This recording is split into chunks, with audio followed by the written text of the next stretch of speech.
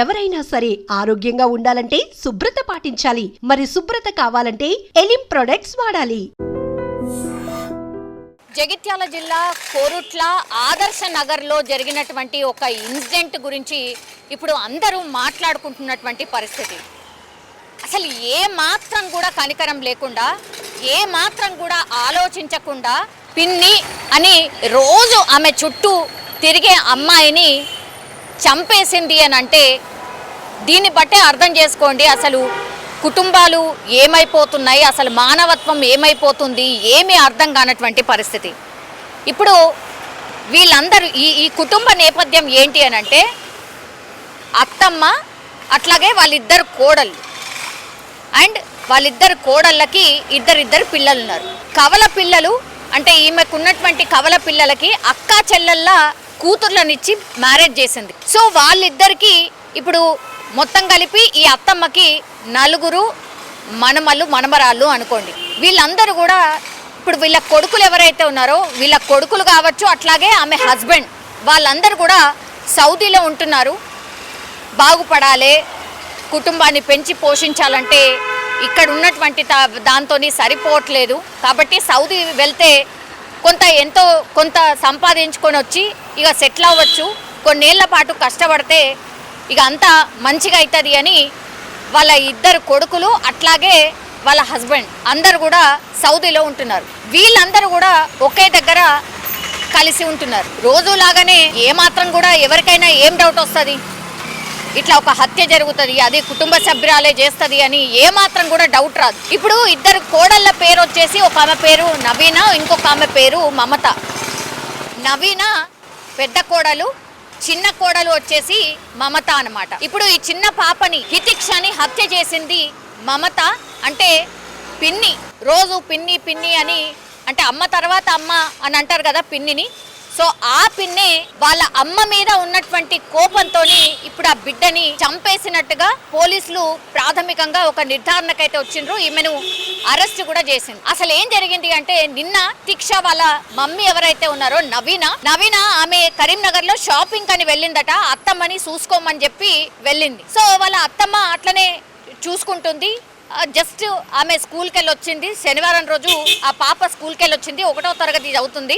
స్కూల్కి వెళ్ళి వచ్చిన తర్వాత నేను స్నానం చేపిస్తానమ్మా, నువ్వు ఆడుకో అని చెప్పి వెళ్ళింది. 2 మినిట్స్లో బాత్రూమ్ వెళ్ళి వచ్చేసరికి ఆ పాప కనిపించలేదు. తోటి పిల్లలతోని ఇప్పటి వరకు ఆడుకునుంది, ఎటుపోయింది అని అంటే పక్కనే ఈయనే కనిపించింది అని మిగతా తోటి పిల్లలు కూడా చెప్పిండ్రట. వెతికిండ్రు ఎంతకు కూడా కనబడలేదు. ఇక మిగతా వాళ్ళందరికీ కాల్ చేసింది ఆమె, ఇట్లా బిడ్డ కనబడతలేదు, 1 గంట అయిపోయింది, 2 గంటలు అయిపోయింది, ఎటుపోయిందో అర్థమైతలేదు అని. చిన్నగా ఊర్లలో ఎట్లుంటుంది మనకు తెలుసు కదా, పక్కనే ఇండ్లు ఉంటాయి, అడపదడప బయటకు పోవుడు వచ్చుడు, ఇట్లా ఒకళ్ళు చూసుకుంటూనే ఉంటారు. అట్లే అనుకుంది, ఎన్నో ఆడుకుంటుందిలే, ఎట్నో పక్కన ఉంటుందిలే అని అనుకున్నారు. ఇక 4:30-5 ప్రాంతాల్లో ఇన్సిడెంట్ జరిగింది.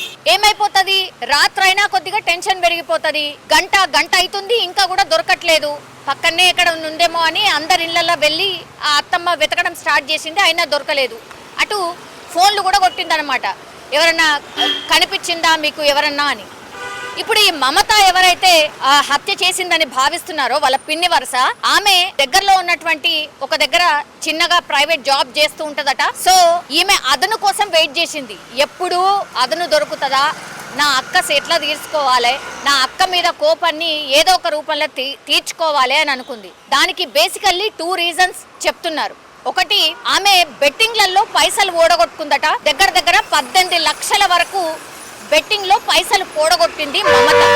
అయితే ఆ అప్పు తీర్చడానికని ఇక వీళ్ళు మగవాళ్ళు ఆడ సౌదీలు ఉంటున్నారు కదా, అంతో కొంత పంపించిన తర్వాత ఈ బెట్టింగ్ కి సంబంధించిన అప్పులు ఏవైతే ఉన్నాయో వాటిని తీర్చడం స్టార్ట్ చేసిండ్రు. ఇళ్లలో ఎట్లుంటుందో మనకు తెలుసు కదా. ఇక ఒక మాట ఆ మాట ఈ మాట, వాళ్ళ అత్తమ్మనుడు, ఆ తర్వాత నవీన అంటే వాళ్ళ అక్క అనుడు, ఇవన్నీ ఆమె తీసుకోలేకపోయింది, తట్టుకోలేకపోయింది. చాలా టైమ్స్ ఆమెని పాయింట్అవుట్ చేస్తూ ఇవే మాటలు అనడం, ఆమెకు కోపం తెప్పించడం, పదే ఆమెను గుచ్చి నీ వల్లనే అప్పైంది, అందుకనే వీళ్ళందరూ బయట పోయి ఉంటున్నారు, నీ వల్లనే అని చాలా టైమ్స్ అంటూ ఉండేవాళ్ళట. అండ్ ఇంకోటి ఏంటి, ఈ రీజన్ తోని ఇప్పుడు ఈ పెద్ద ఆమె ఎవరైతే ఉన్నారో నవీన, ఆమెకు ప్రయారిటీ పెరిగిపోయింది, ఎక్కువ ఇంపార్టెన్స్ పెరిగిపోయింది. అంటే ఈమె మాట అసలు ఇంట్లో చెల్లేది కాదు, కేవలం నవీన మాటనే వినేది, వాళ్ళ అత్తమ్మ కావచ్చు, మిగతా ఎవరైతే ఉన్నారో కుటుంబ సభ్యులందరూ కూడా. సో దీంతోని ఆమె కోపం ఇంకా రెట్టింపు అయిపోయింది. ఏం చేయాలా, ఏదో ఒకటి చేయాలా, నా వల్ల అయితలేదు అనుకుంది. వీళ్ళకి ఏదో ఒక లెసన్ ఖచ్చితంగా నేను వాళ్ళకు నేర్పియాలి అని అనుకుంది. అసలు ఏమీ ఆలోచించలే, ఇంకా ఏదో ఒకటి గట్టిది పెద్దది చెయ్యాలి, అయితే గాని వీళ్ళిగా దారికి రారు అనుకున్నదో ఏమనుకుందో తెలియదు గాని పాపం ఈ హితిక్ష అనే పాపని చంపేస్తే ఆమె కోపం తీరుతుంది అనుకున్నదా, లేకపోతే వాళ్ళ అక్క మీద అంటే తోటి కోడల మీద ఉన్న కోపం పోతుంది అనుకున్నదా, ఏం ఆలోచించిందో తెలియదు. తీరా చూస్తే ఆ రోజు ఇప్పుడు నవీన వాళ్ళ అమ్మ హితిక్ష వాళ్ళ మమ్మీ షాపింగ్ కి వెళ్ళింది. అత్తమ్మ ఒక్కతే ఉన్నది, పిల్లలు మాత్రమే ఉన్నారు, బయట ఆడుకుంటున్నారు. ఇదే అదనుగా భావించింది కాబట్టి ఆమె ఏం చేసింది, పిన్నే కాబట్టి పాపం హితిక్షకు కూడా ఏ మాత్రం కూడా డౌట్ రాలేదనుకుంటా. సో మూడో ఇల్లు, వాళ్ళ ఇల్లు నుంచి మూడో ఇంటి దగ్గర ఆమె అంటే ఆ ఇల్లుకి నా కాంపౌండ్ కి సంబంధించిన గేటు లేదు, అట్లాగే బాత్రూమ్ కి డోర్ కూడా లేదట. సో అదే కరెక్ట్ ప్లేస్ గా భావించినట్టుంది. తీరా ఆ పాప ఆడుకుంటూ ఆడుకుంటూ అటు పోయిందా, లేకపోతే ఈమెనే పిలిచి ఆ బాత్రూమ్ లో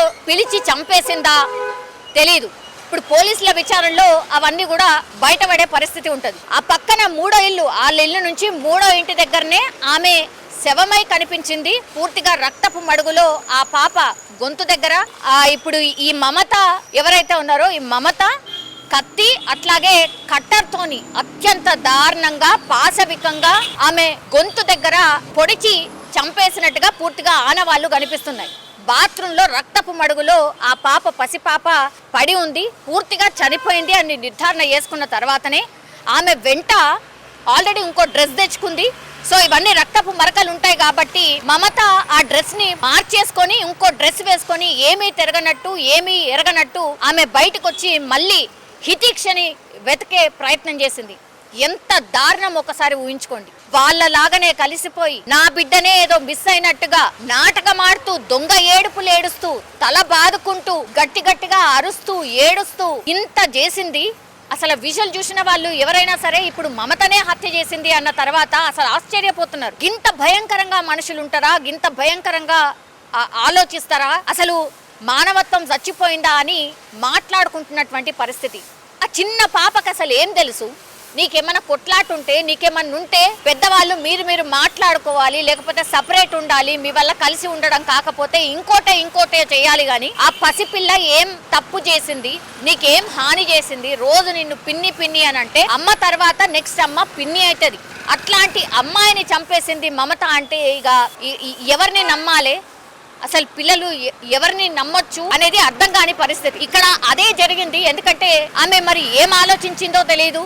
క్రైమ్ చేసేసి ఆ పిల్లని చంపేసిన తర్వాత ఆమె కోపం తీరిపోతుంది అనుకున్నది కావచ్చు, కానీ నేను దొరక అని ఎట్లా అనుకుందో అర్థం కాలేదు. సీసీ కెమెరాలు ఉన్నాయి, టెక్నాలజీ ఉంది. అండ్ ఇప్పుడు మమత ఒక్కటే చేసిందా? మమతతో పాటు ఇంకెవరన్నా సహకరించిండ్రా? మమతతో పాటు ఇంకెవరికైనా కోపం ఉందా హితిక్ష మీద, లేకపోతే వాళ్ళ ఫ్యామిలీ మీద ఎవరికైనా కోపం ఉందా? ఇట్లా అన్ని కోణాల్లో పోలీసులు దర్యాప్తు చేస్తున్నారు. ఈ మొక్కతే చేసిందా, లేకపోతే ఇంకెవరైనా సహకరించిండ్రా? ఇట్లా అన్ని కోణాల్లో పోలీసులు అయితే దర్యాప్తు చేస్తున్నారు. ఇప్పుడు ఆమెను తీసుకెళ్లి పోలీసులు విచారణ చేస్తున్నారు, అరెస్ట్ కూడా చేసిండ్రు.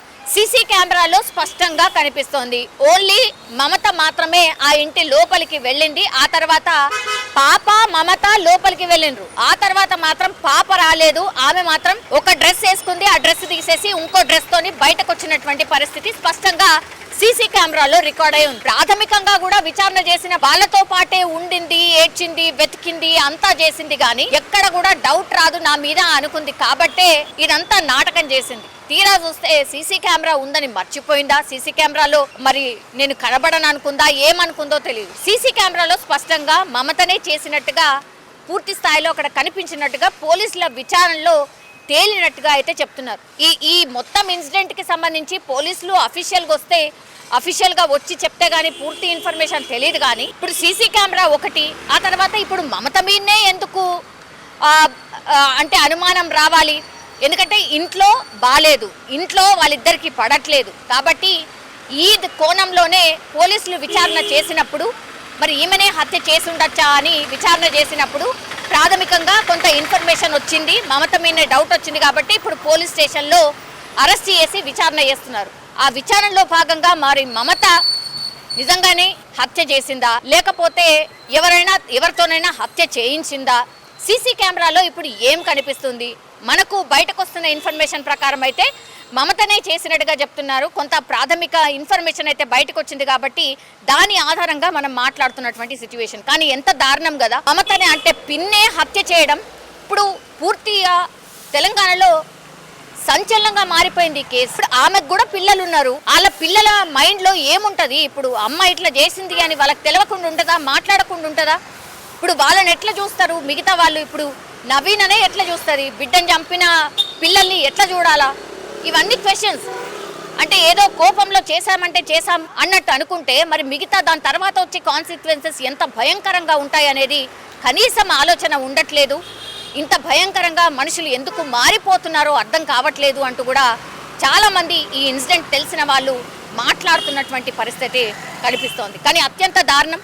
పోలీసులు అయితే ఈ కేసుకి సంబంధించి పూర్తి ఆధారాలను కూడా సేకరిస్తున్నారు.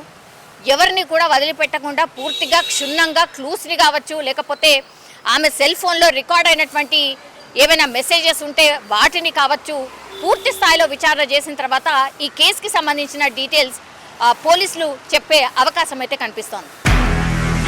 నిజంగా ప్రస్తుతం ఉన్నటువంటి సమాజం దేనికి ప్రయారిటీ ఇస్తుంది? ఆర్థిక సంబంధాల చుట్టూ మాత్రమే తిరుగుతోంది. మళ్ళీ ఎన్నికలంగానే చాలా విరక్తి కలుగుతాను. మంచి అనిపిస్తుంది కదా, లేడీస్ కూడా ఛాలెంజింగ్ జాబ్స్ చేసినప్పుడు చాలా బాగుంటది. ట్రాఫిక్ అసిస్టెంట్స్ గా నియమించిన ట్రాన్స్జెండర్స్ అందరితో సాల్యూట్ చేయించుకుంటున్నారు. ఫుడ్ డెలివరీ ఇవ్వటానికి వెళ్ళినటువంటి డెలివరీ బాయ్ అనిల్ పై కళ్ళ ముందు